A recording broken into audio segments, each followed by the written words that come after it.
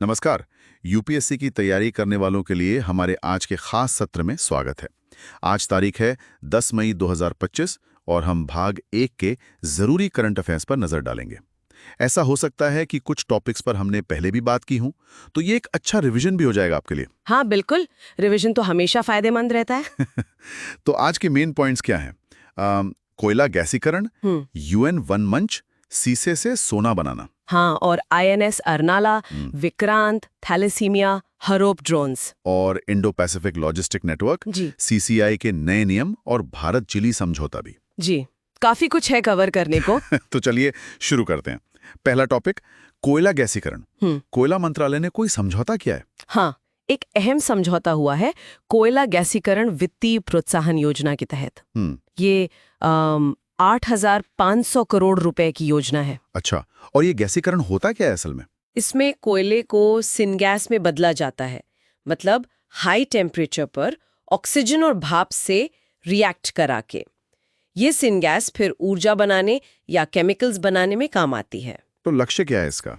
लक्ष्य है 2030 तक 100 मिलियन टन कोयला गैसीकरण करना। इससे भारत की ऊर्जा सुरक्षा बढ़ेगी और कोयले का इस्तेमाल भी थोड़ा साफ तरीके से हो पाएगा। एक C2 और इन C2, ये दो तरीके हैं शायद इसके। जी हाँ, XC2 मतलब सतह पर और इन C2 मतलब जमीन के नीचे। ठीक है, अब चलते हैं अंतर्राष्ट्रीय मंच पर। संयुक्त राष्ट्र वन मंच UNFF20। जी, न्यूयॉर्क में इसका 20वां सत्र हुआ और भारत ने इसमें हिस्सा लिया। भारत तो संस्थापक सदस्य है इसका। अच्छा, तो भारत ने क्या बताया वहां? अपनी उपलब्धियां? हाँ, बताया कि कैसे भारत का वन और वृक्ष आवरण बढ़कर 25.17% हो गया है।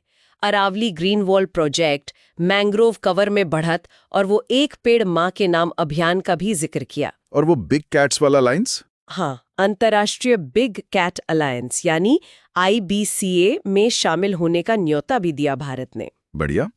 अब एक बिल्कुल अलग तरह की खबर, सर्न से। क्या सच में सीसे को सोने में बदला गया है? हाँ, मतलब प्रायोगिक तौर पर इसकी पुष्टि हुई है। LIC डिटेक्टर ने ये किया है। इस प्रक्रिया को क्राइसोपोया कहते हैं। क्राइसोपोया? ये कैसे होता है? ये LHC में अल्ट्रा पेरिफेरल टकराव के दौरान होता है। बहुत तेज इलेक्ट्रोमैग्नेटिक फील्ड के कारण लेड नाभिक Pb208 से प्रोटॉन और न्यूट्रॉन निकल जाते हैं और वो सोने के नाभिक Au203 में बदल जाते हैं। LIC डिटेक्टर और ZDC इसे मुमकिन बनाते हैं। कमाल है, विज्ञान कहाँ पहुंच रहा है। और भारत भी तो सर्न से जुड़ा है। जी, भारत सहयोगी सदस्य है सर्न का। चलिए अब रक्षा क्षेत्र की बात करते हैं। पहला स्वदेशी एंटी सबमरीन क्राफ्ट अर्नाला नौसेना को मिला है।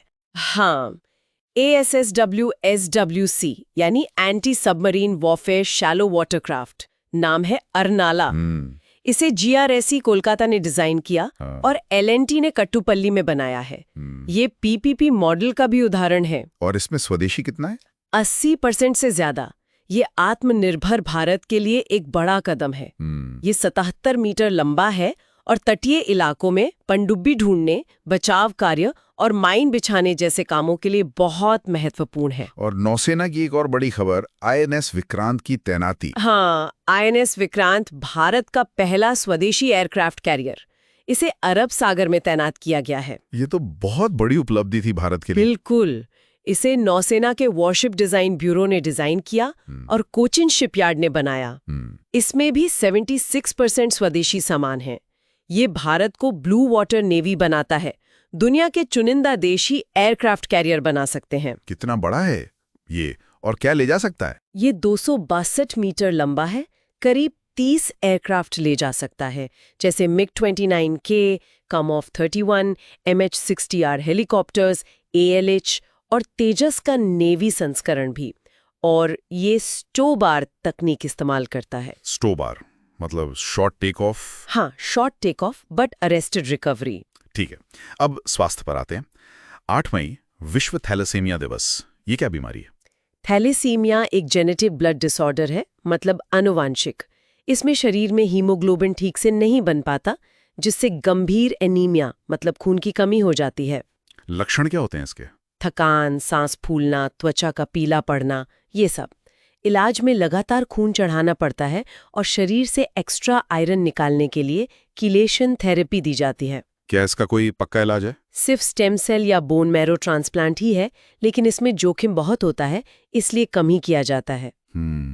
जागरूकता जरूरी है इसके बारे में।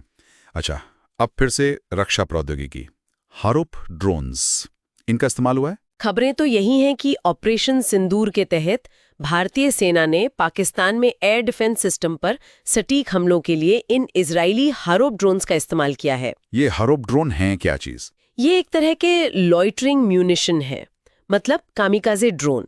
इजराइल एरोस्पेस इंडस्ट्रीज IAI ने बनाया है। ये हवा में घंटों मंडरा सकते हैं, करीब 9 घंटे तक लक्ष्य की पहचान करके सीधे उसमें टकरा जाते हैं। कितनी रेंज है इनकी? रेंज करीब 200 किलोमीटर है, स्पीड 417 किलोमीटर प्रति घंटा और 16 किलो विस्फोटक ले जा सकते हैं। भारत इन्हें 1 दशक से ज्यादा समय से इस्तेमाल कर रहा है। अच्छा, अब आते हैं अंतर्राष्ट्रीय सहयोग पर। Quad Indo Pacific logistics network IPLN, इसका अभ्यास हुआ है। जी, होनोलुलु में एक टेबल टॉप अभ्यास हुआ। ये IPLN सितंबर 2024 में शुरू की गई एक पायलट परियोजना है। इसका मकसद है कि प्राकृतिक आपदाओं के समय क्वाड देश यानी भारत, अमेरिका, ऑस्ट्रेलिया, जापान अपनी लॉजिस्टिक्स क्षमताओं को साझा कर सकें। तो ये आपदा राहत के लिए है मुख्य रूप से? हाँ, नागरिक प्रतिक्रिया के लिए। ये क्वाड के स्वतंत्र और खुले इंडो पैसिफिक वाले लक्ष्य का ही हिस्सा है। ठीक है। अब अर्थव्यवस्था, CCI यानी भारतीय प्रतिस्पर्धा आयोग ने कुछ नए नियम निकाले हैं। हाँ, ये नियम खास तौर पर क्विक कॉमर्स और ई-कॉमर्स में शिकारी मूल्य निर्धारण, मतलब प्रेडेटरी प्राइसिंग, और डीप डिस्काउंटिंग को देखने के लिए है। प्रेडेटरी प्राइसिंग मतलब? जब कोई बड़ी कंपनी अपने कंपटीशन को खत्म करने के लिए सामान की कीमत लागत से भी कम कर देती है। नए नियम लागत का मूल्यांकन करने के लिए अपडेटेड मानक लाए हैं। इसमें औसत परिवर्तनीय लागत यानी एवरेज वेरिएबल कॉस्ट को आधार माना गया है। ये केस बाय केस मूल्यांकन पर जोर देते हैं। समझ गया। और आखिर में भारत चिली संबंध, कोई समझौता हुआ है? समझौते के लिए बातचीत शुरू करने पर सहमति बनी है। एक व्यापक आर्थिक भागीदारी समझौते सीपा के लिए टर्म्स ऑफ रेफरेंस TOR पर हस्ताक्षर हुए हैं।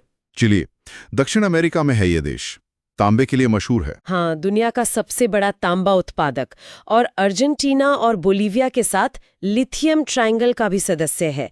दुनिया का 75% से ज्यादा लिथियम यही है। लिथियम तो बहुत जरूरी है आजकल EVs के लिए। बिल्कुल, इसलिए ये समझौता भारत के लिए काफी अहम हो सकता है। अटाकामा रेगिस्तान और ओजोस डेल सलादो ज्वालामुखी भी यही हैं। तो ये थी 10 मई 2025 भाग 1 की कुछ मुख्य बातें जिन पर हमने आज नजर डाली है। आज की इस पूरी बातचीत से एक बात सोचने पर मजबूर करती है। देखिए, एक तरफ भारत अर्नाला और विक्रांत जैसे स्वदेशी साधनों से अपनी समुद्री ताकत और आत्मनिर्भरता बढ़ा रहा है, वहीं दूसरी तरफ सन जैसी अंतर्राष्ट्रीय परियोजनाओं में शामिल होकर विज्ञान की सीमाओं को भी आगे बढ़ा रहा है। तो सवाल ये उठता है कि भविष्य में किसी भी देश की सुरक्षा और तरक्की इन दोनों चीज़ों, अपनी तकनीकी आत्मनिर्भरता और वैश्विक वैज्ञानिक सहयोग के बीच सही संतुलन बनाने पर कितनी निर्भर करेगी, ये सोचने वाली बात है। बिल्कुल से सोचने के लिए एक अच्छा बिंदु दिया आपने।